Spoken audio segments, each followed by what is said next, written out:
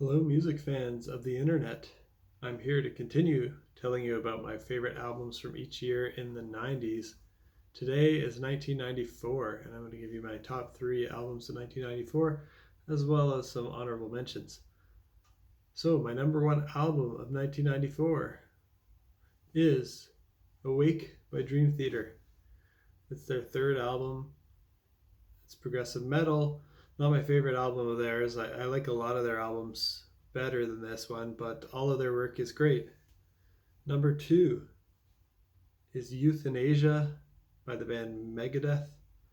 This is their sixth album. They're one of the big four of thrash metal. It's a little less thrashy than their previous work, actually. It's a bit closer to like traditional heavy metal sound, focuses more on catchy melodies, vocal lines, guitar riffs. And actually, at this moment, it might be my favorite Megadeth album. I think that's maybe a contentious opinion, but Rust in Peace, which is typically seen as the fan favorite, is a close second of mine and could be my number one on some days. But I do really like Euthanasia. And number three of 1994 will be The Division Bell by Pink Floyd. It's their 14th album. It's progressive rock. Not as progressive as some of their earlier work. Also, not my favorite album of theirs, but everything they release is great. Let's do some honorable mentions now, starting with Sahara by Orphan Land. This is their first album. In fact, I think all of my honorable mentions, except for one, are debut albums. So my top three, all of those were kind of veteran bands that had released albums before, but most of my honorable mentions here are debut albums. So Sahara by Orphan Land, it's their first album. In terms of production, it's not as good as their future albums, but the songwriting is great. The sound was very innovative and unique for the time. They combined death metal, doom metal, progressive metal with more traditional Oriental and Middle Eastern folk music sounds and instruments. And another honorable mention here is Symphony X with their debut album, their self-titled album, Symphony X. It's the only album not to feature Russell Allen on vocals.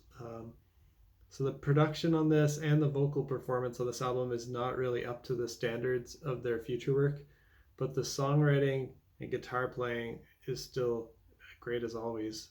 Everything that this band does is really great. Next honorable mention is Lunar Strain by In Flames. This is their first album, one of the first melodic death metal albums ever, as far as I know. For that reason alone, this is probably my favorite 90s In Flames album to listen to, just out of respect for it being such a pioneering album for that time. I believe there were probably a couple melodic death albums made before this, but this is one of the early ones that gained popularity. Two more honorable mentions to go. Under the Table and Dreaming by Dave Matthews Band is the debut album. They're an excellent rock band that combines alternative rock and blues rock. Has some nice instruments not usually found in rock at the time, like saxophone, flute, violin. Not their best album in my opinion. It might actually be bottom of my list for their albums because they actually improved their songwriting and production in later years in my opinion. But everything they do is solid as well. And my last honorable mention is Inside Out by Fates Warning.